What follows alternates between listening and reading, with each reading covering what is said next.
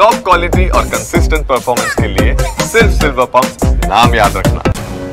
ಜಮ್ಮು ಕಾಶ್ಮೀರದಲ್ಲಿ ನಾಗರಿಕರ ಮನೆ ಭಯೋತ್ಪಾದಕರು ಫೈರಿಂಗ್ ಮಾಡಿದ್ದಾರೆ. ಉಗ್ರರ ಗುಂಡೇಟಿಗೆ ಮತ್ತೊಂದು ಜೀವ ಬಲಿಯಾಗಿದೆ. ಕುಪ್ವಾರಾದಲ್ಲಿ ಸಾಮಾಜಿಕ ಕಾರ್ಯಕರ್ತ ಗುಲಾಂ ರಸೂಲ್ ಮೇಲೆ ನಿನ್ನೆ ಉಗ್ರರು ಗುಂಡು ಹಾರಿಸಿದ್ರು. ಚಿಕಿತ್ಸೆ ಫಲಿಸದೆ ಇಂದು ಬೆಳಗ್ಗೆ ಗುಲಾಂ ಕೊನೆಯುಸಿರೆಳೆದಿದ್ದಾನೆ. ಉಗ್ರರಿಗಾಗಿ ಸೇನೆ ಪೊಲೀಸರು ಕಾರ್ಯಾಚರಣೆ ನಡೆಸುತ್ತಿದ್ದಾರೆ. ಎಲ್ಒಸಿಯಲ್ಲಿ ಪಾಕಿಸ್ತಾನ ಸೇನೆ ಕದನ ವಿರಾಮ ಉಲ್ಲಂಘಿಸಿದೆ. ಭಾರತದ ಗಡಿಗಳ ಮೇಲೆ ಪಾಕ್ ಸೇನೆ ಪ್ರಚೋದಿತ ದಾಳಿ ನಡೆಸಿದೆ. ಪಾಕಿಸ್ತಾನ ಸೇನೆ ದಾಳಿಗೆ ಭಾರತೀಯ ಸೇನೆ ತಕ್ಕ ಪ್ರತ್ಯುತ್ತರ ಕೊಟ್ಟಿದೆ. ಪಾಕ್ ಸೇನಾ ಶಿಬಿರಗಳ ಮೇಲೆ ಭಾರತೀಯ ಸೇನೆ ಫೈರಿಂಗ್ ನಡೆಸಿದೆ. ಯುದ್ಧಕ್ಕೆ ನಾವು ಸಿದ್ಧರಾಗಿದ್ದೇವೆ ಅಂತ ಬಿಎಸ್ಎಫ್ ಡಿಐಜಿ ಯೋಗೇಂದ್ರ ಸಿಂಗ್ ರಾಥೋಡ್ ಹೇಳಿದ್ದಾರೆ. ಜಮ್ಮು ಕಾಶ್ಮೀರದ ಕಡೆಗೆ ಭೇಟಿ ನೀಡಿದ್ದ ರಾಥೋಡ್ ಪಾಕಿಸ್ತಾನ ಯಾವುದೇ ದುಸ್ಸಾಹಸಕ್ಕೆ ಕೈ ಹಾಕಿದ್ರೂ ಸುಮ್ಮನೆ ಬಿಡೋದಿಲ್ಲ ಅಂತ ವಾರ್ನಿಂಗ್ ಕೊಟ್ಟಿದ್ದಾರೆ. ಭಾರತದ ಗಡಿಯಲ್ಲಂತೂ ಈಗಾಗಲೇ ಪಾಕಿಸ್ತಾನ F-16 ಫೈಟರ್ ಜೆಟ್ಗಳನ್ನು ತಂದು ನಿಲ್ಲಿಸಲಾಗಿದೆ. ಜನಸಾಮಾನ್ಯರ ಸೋಗಿನಲ್ಲಿ ಪಾಕಿಸ್ತಾನದ ಸೈನಿಕರು ಕೈಯಲ್ಲಿ ಬಂದೂಕು ಹಿಡಿದು ಓಡಾಡ್ತಾ ಇದ್ದಾರೆ. ಶಸ್ತ್ರಾಸ್ತ್ರಗಳನ್ನ ಶಾಲ್ನಿಂದ ಮುಚ್ಚಿಕೊಂಡಿದ್ದಾರೆ. ಉಗ್ರರ ದಾಳಿ ಬೆನ್ನಲ್ಲೇ ಭಾರತ ಮತ್ತು ಪಾಕ್ ನಡುವೆ ವ್ಯವಹಾರ ಬಂದ್ ಆಗಿದೆ. ಇದರಿಂದ ಪಾಕ್ನಲ್ಲಿ ಔಷಧಿ ಕೊರತೆ ಶುರುವಾಗಿದೆ. ಈ ಹಿಂದೆ ಭಾರತವು ಔಷಧಿ ಉತ್ಪಾದನೆಗೆ ಕಚ್ಚಾ ವಸ್ತುಗಳನ್ನು ರಫ್ತು ಮಾಡ್ತಾ ಇತ್ತು. ಔಷಧಿಯ ಕಚ್ಚಾ ವಸ್ತುಗಳ ಶೇಕಡಾ 30 ರಿಂದ 40 ಭಾರತದಿಂದ ಪಾಕಿಸ್ತಾನ ಆಮದು ಮಾಡಿಕೊಳ್ತಾ ಇತ್ತು. ಪಾಕಿಸ್ತಾನವು ಕ್ಯಾನ್ಸರ್, ರೇಬೀಸ್ ಮತ್ತು ಹಾವು ಕಚ್ಚಿದ ಔಷಧಿಗಳು ಹೆಚ್ಚಾಗಿ ಆಮದು ಮಾಡಿಕೊಳ್ತಾ ಇತ್ತು. ಇದೀಗ ಕಚ್ಚಾ ವಸ್ತುಗಳ ಕೊರತೆ ಹಿನ್ನೆಲೆ ಪರ್ಯಾಯ ವ್ಯವಸ್ಥೆಗೆ ಪಾಕಿಸ್ತಾನದ ಡ್ರಗ್ ರೆಗ್ಯುಲೇಟರಿ ಅಥಾರಿಟಿ ಹುಡುಕ್ತಾ ಇದೆ. ಔಷಧ ಪೂರೈಕೆ ಭದ್ರಪಡಿಸಲು ಪಾಕಿಸ್ತಾನ ತುರ್ತು ಸಿದ್ಧತೆ ಆರಂಭಿಸಿದೆ. ಮೆಡಿಕಲ್ ವೀಸಾ ಹೊರತುಪಡಿಸಿ ಉಳಿದ 16 ವೀಸಾಗಳ ಅಡಿ ಭಾರತಕ್ಕೆ ಬಂದಿರುವ ಪಾಕ್ ಪ್ರಜೆಗಳಿಗೆ ಭಾರತ ತೊರೆಯಲು ಇವತ್ತೇ ಕೊನೆಯ ದಿನವಾಗಿದೆ. ಮೆಡಿಕಲ್ ವೀಸಾದಡಿ ಭಾರತಕ್ಕೆ ಬಂದಿರೋರಿಗೆ ನಾಡಿದ್ದು ಅಂದ್ರೆ 29ನೇ ತಾರೀಕು ಕೊನೆಯ ದಿನವಾಗಿದೆ. ಭಾರತ ತೊರೆಯಲು ಪಾಕ್ ಪ್ರಜೆಗಳಿಗೆ ಸಂಜೆಯವರೆಗೂ ಅವಕಾಶ ನೀಡಲಾಗಿದೆ. ಒಂದು ವೇಳೆ ಭಾರತ ತೊರೆಯದೇ ಇದ್ರೆ ಪಾಕಿಸ್ತಾನದ ಪ್ರಜೆಗಳ ವಿರುದ್ಧ ಕಠಿಣ ಕ್ರಮ ಕೈಗೊಳ್ಳುವ ಸಾಧ್ಯತೆ ಇದೆ. ಈವರೆಗೆ 450 ಪಾಕ್ ಪ್ರಜೆಗಳು ಮಾತ್ರ ತಾಯ್ನಾಡಿಗೆ ಮರಳಿದ್ದಾರೆ. ಭಾರತ ಪಾಕ್ ಸಂಬಂಧ ಹದಗೆಟ್ಟಿರುವುದಕ್ಕೆ ರಾಜಸ್ಥಾನ ವರ ಹಾಗೂ ಪಾಕ್ನ ವಧುವಿನ ಮದುವೆಗೆ ಅಡ್ಡಿಯಾಗಿದೆ. ರಾಜಸ್ಥಾನದ ಬಾರ್ಮಾರ್ ಜಿಲ್ಲೆಯ ಇಂದ್ರೋಯ್ ಗ್ರಾಮದ ನಿವಾಸಿ ಶೈತಾನ್ ಸಿಂಗು ಹಾಗೂ ಪಾಕಿಸ್ತಾನದ ಸಿಂಧ್ ಪ್ರಾಂತ್ಯದ ಕೇಸರ್ ಕನ್ವರ್ ಅನ್ನೋರ ಜೊತೆಗೆ ವಿವಾಹ ನಿಶ್ಚಿತಾರ್ಥವಾಗಿತ್ತು.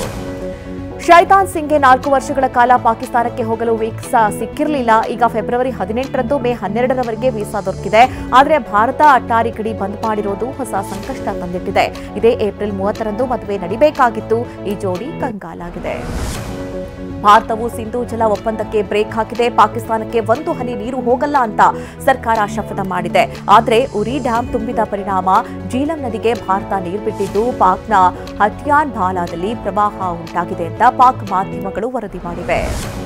ಜೇಲಂ ನದಿ ಪ್ರವಾಹಕ್ಕೆ ತತ್ತರಿಸಿರುವ ಪಾಕಿಸ್ತಾನದ ಆಕ್ರಮಿತ ಪ್ರದೇಶದಲ್ಲಿ ಜಲಕಂಟಕ ಆವರಿಸಿದೆ.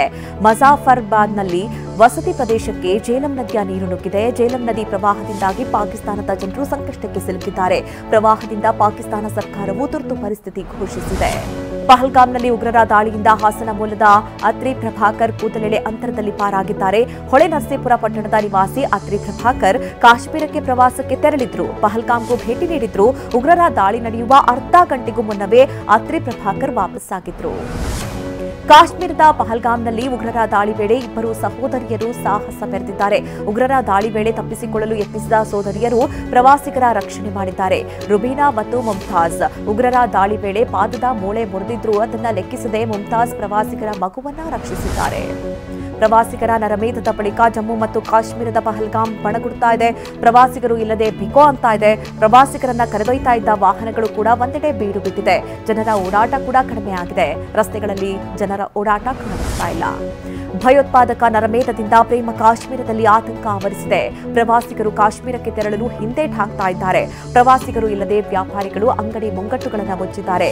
ಪಹಲ್ಗಾಮ್ನಲ್ಲಿ ಬೆಳಗ್ಗೆ ಆದ್ರೆ ಪ್ರವಾಸಿಗರಿಂದ ಗಿಜುಗುಡ್ತಾ ಇತ್ತು. ಬೆಳಗ್ಗೆ 10 ಗಂಟೆ ಆದ್ರೂ ಇನ್ನೂ ಕೂಡ ಅಂಗಡಿಗಳು ತೆರೆದಿಲ್ಲ. ಪಹಲ್ಗಾಮ್ ದಾಳಿಯಲ್ಲಿ ಹತ್ಯೆಯಾದ ಕಾನ್ಪುರ ಉದ್ಯಮಿಗೆ ಹುತಾತ್ಮ ಗೌರವ ನೀಡುವಂತೆ ಕೂಗು ಕೇಳಿಬಂದಿದೆ. ಈ ಬಗ್ಗೆ ಮಾತನಾಡಿದ ಉದ್ಯಮಿ ಶುಭಂ ದ್ವಿವೇದಿ ಪತ್ನಿ, ನನ್ನ ಪತಿ ಉಗ್ರರ ಪೈಶಾಚಿಕ ಕೃತ್ಯಕ್ಕೆ ಬಲಿಯಾಗಿದ್ದಾರೆ. ಹೀಗಾಗಿ ಪತಿಗೆ ಹುತಾತ್ಮ ಸ್ಥಾನವನ್ನ ನೀಡಬೇಕು ಅಂತ ಮನವಿ ಮಾಡಿದ್ದಾರೆ.